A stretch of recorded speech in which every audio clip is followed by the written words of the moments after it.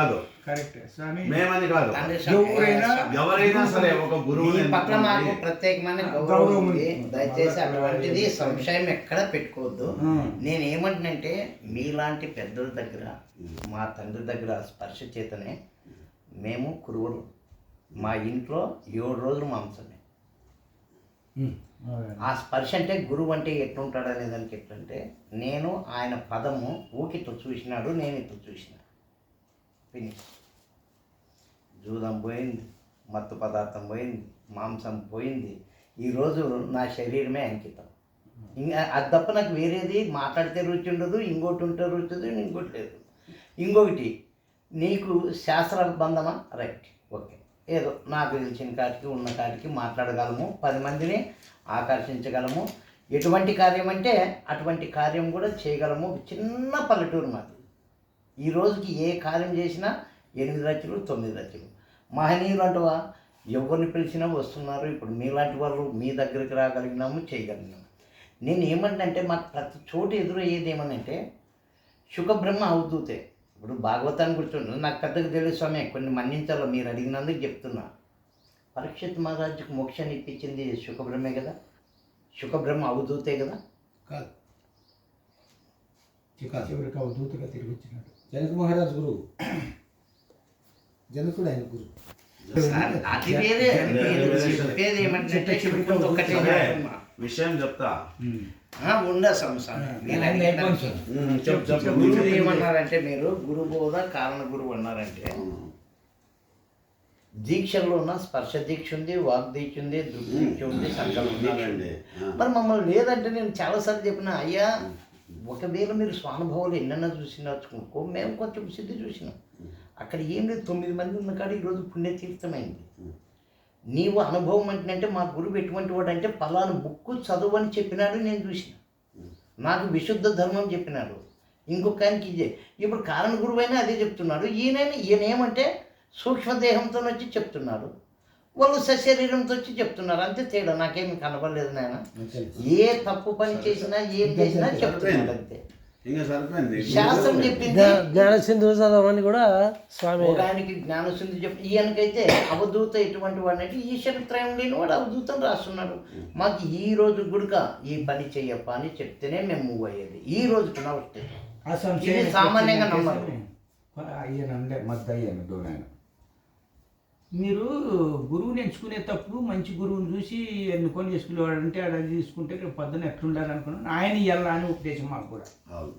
ఆయన అంటే మాకు ఆయన మీద అంత గురువు కుదరడం దానికి ఈయన ఈ మాటనే అని మనం ఎవరిని అడగల, మన తాతనే అడగల ఈ విషయం. ఆ గురువుని తెలుసుకునేటట్టయితే మనకు గురువు ఉపదేశం అవసరం లేదు. మనకంత పరిజ్ఞానం ఎక్కడిది? గురువు ముఖమే తెలియదు.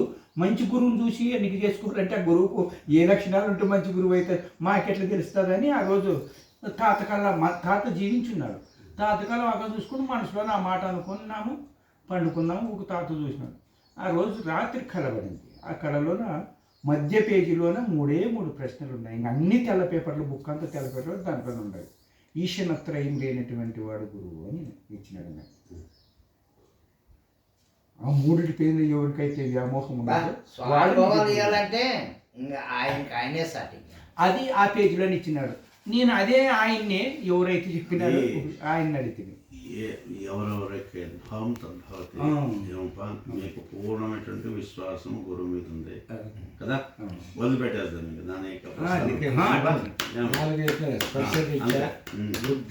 వాగ్దీక్ష,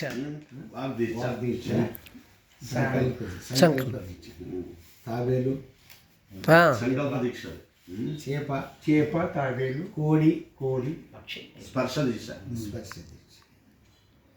మాకైతే స్వామి ఎటువంటి కొదవగానే లేదు. నిత్య మంగళం, నిత్యం శుభం. ఏమై సంకల్పం ఎందుకు అంటే, నేను వీర బ్రహ్మేంద్ర స్వాముల వారి యొక్క సంప్రదాయంలో మేము ఉన్నాం చూడగా. ఆయన ఏం చేశారంటే, ఆయన అవతార పురుషుడైన ఆయన అల్లాడిపల్లి వీరభద్రేశ్వర స్వామిని ఆయన గురువుగా చేసుకున్నాడు అనేది ఒకటి మాకు విషయం. మీకు తెలియదే మేము చెప్తాను. మా ఈశ్వరీదేవి నేను ఆడో తీసుకున్న ఆమె పుట్టుకతో బ్రహ్మజ్ఞాని కాదు, పరమేశ్వర అవతారం వాళ్ళ తండ్రితో ఊరికే నామక ఉపదేశం తీసుకుని ఉంటాం. ఇవి రెండు ప్రత్యక్షంగా మాకు అనుభవము. దానికి కొంతమంది ఏం చేస్తారంటే రమణ మహర్షి తీసుకొని వస్తారన్నమాట. రమణ మహర్షికి గురువు లేడు కదా, ఆత్మీయ గురువు కదా అని అంటారన్నమాట. ఎన్నో జన్మల నుంచి ఆయన గురువు సేవ చేస్తూ పరిపక్వ స్థితికి వచ్చిన తర్వాత ఆ శేష జీవితంలో ఒక జన్మ ఎత్తి అక్కడ ఆయన ఆత్మీయ గురువు అనే భావన కలిగిందన్నమాట. విషయం చెప్తా, మీకు ఆ స్థితి కలిగింటే ఇంకా గురువద్దు. విషయం చెప్తా అంటే ఎవరనే కాదు, మంచిది, సంతోషమైన దాన్ని సాధన చేసుకుంటూ పోవచ్చు. అట్లా అనుకోం స్వామి. మీ మీద కానీ మేము ఈరోజు సుంక స్వామి కానీ ఎవరు పెద్దలు వచ్చినా మేము ప్రతి ఒక్కరికి వినపడిన. ఈరోజు కొవ్వూరు నుంచి కూడా స్వామి వస్తున్నారు, దీంట్లో ఉంది. ఆయన పెద్ద ఉపాసకుడు. ఆయన ఒకటే అన్నాడు, ఏమండి మేము ఇంతమందిని చూసినారు, మీకెందుకు గురుబోధ లేదంటున్నారు, ఎక్కడ వచ్చిందో ఇది అని అన్నారు. ఆయనకు కూడా కొన్ని ప్రశ్నలు ఇప్పుడు మీరు అడిగినట్లే ఇదేమో ఒక జ్ఞానం అంటున్నట్టే, మాకు జ్ఞానం లేదు స్వామి, మీకు ఎవరు చెప్పినారా, మీకు ఏం తెలియదు అంటున్నట్టే, మాకు తెలుసా అని ఎవరు చెప్పినారు, మాకు సేవ చేసేది ఒకటే మాకు గురువు చెప్పిండేది, మాకు సేవ చేసినాడు, పరదేశపు చెప్పినాడు, ఇంత పెద్ద ఘనకార్యం చేస్తున్నారు, మీరు ఎవరైనా చేసింటే చూపండి, మేము కూడా మీ అమ్మడు వస్తాం. సంతోషం, మంచిది. ఆయన అదే అన్నాడు, ఏమని ఇంతకంటే లేదు స్థితి లేదు, ఇది అవసరం లేదు. అట్లా అంటారా?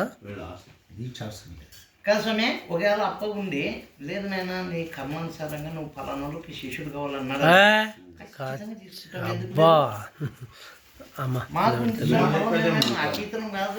స్వామి ఉన్నాడు కదా, కళ్ళు మూసుకొని కూర్చోండి, అప్పుడు ఆయన చెప్తారు. మేము చెప్పేది మేము ఇప్పుడు స్వామి మీలాంటి పెద్దల ఆశ్రమానికి వచ్చి, అది కూడా మీలాంటి పీఠాధిపతులు ఇట్లా ఉన్నటువంటి వాళ్ళు వచ్చి మిమ్మల్ని కూడా మా భావన ఏమిటంటే పరదేశపు ఈ రూపంలో వచ్చినాడు. ఈరోజు పరదేశప్పును దర్శించుకుంటున్నాం. ఇప్పుడు శ్రీనివాస స్వామి అత్యడు మా ఆశ్రమానికి వస్తాడు అంతే. పరదేశప్పే ఎక్కడ వచ్చినా పరదేశప్ప. సర్వం మమ దేవదేవ. ఏ రూపంలో వస్తాడో, ఏ విధంగా వస్తాడో మేము ఒకటే అనుకున్నాం. ఇప్పుడు సరిపోయింది. సరిపోయింది.